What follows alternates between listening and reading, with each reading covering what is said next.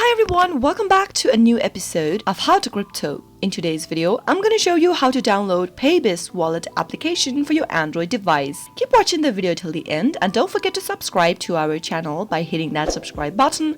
Also press the notification bell so that you never miss another upcoming uploads from us. Open up a Play Store. To begin, in the search box that appears at the top, type in Paybis wallet and search. Soon after you do that, you should see this kind of an interface. Simply tap on this application right here that says Paybis, buy and sell Bitcoin, track prices, and more. Tap the install button to begin the download for the application on your Android. Wait until the application gets downloaded. Once the application gets downloaded and is ready for use, you should see an open button popping up in green. Tap it on to launch the app open, and there you have downloaded Paybis wallet application for your Android. I hope the tutorial was helpful to you. If it was, go ahead and give us a thumbs up. I'll be back soon with more tutorial videos like this. Thanks for watching.